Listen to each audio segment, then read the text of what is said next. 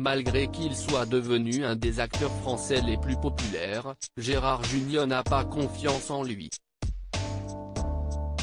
Et pour cause, son père pensait qu'il ne ferait jamais carrière au cinéma. Invité dans 7 à 8, c'est avec émotion que la star de 69 ans a confié, à partir du moment où vous vous regardez dans la glace et que vous ne ressemblez pas à Alain Delon, vous vous dites qu'il faut trouver autre chose. Avant d'ajouter avec humour, alors bien sûr, il y avait une grosse ressemblance avec Sean Connery, mais le rôle était déjà pris. Finalement, c'est sa rencontre avec ses camarades du Splendide qui a fait la différence. Pessimiste, Gérard Jugnot a réussi à voir qu'un avenir radieux s'ouvrait à lui. Mon père était un peu inquiet et voyait les choses un petit peu en noir. Et lui, je crois qu'il n'avait malheureusement pas ce que moi, j'ai trouvé, c'est-à-dire, un sens de la dérision et de transformer cette noirceur en plaisir. En toute transparence, Gérard Jugnot a accepté de livrer les détails de sa relation compliquée avec son père.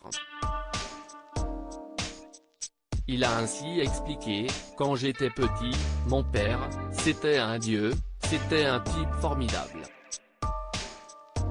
Après, je me suis aperçu qu'on ne se comprenait pas sur certaines choses. » Malgré tout, le comédien assure n'avoir manqué de rien, il y avait de l'amour, de la tendresse, on mangeait.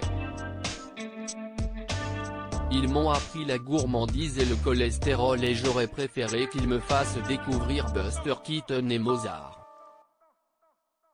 Mais c'est pas grave parce que je l'ai découvert par moi-même après. Très vite attiré par la vie d'artiste, son père lui avait dit de ne pas s'emballer et qu'il finirait clochard.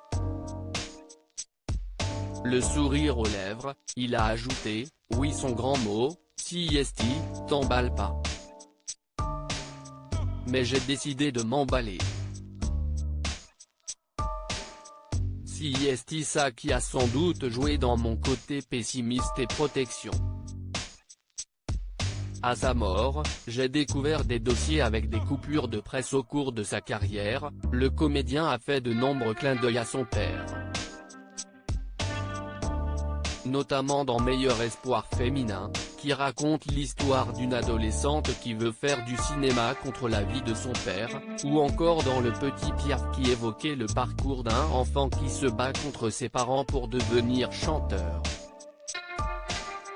Pourtant, Gérard Jugnot l'assure, il n'y a pas eu que ça.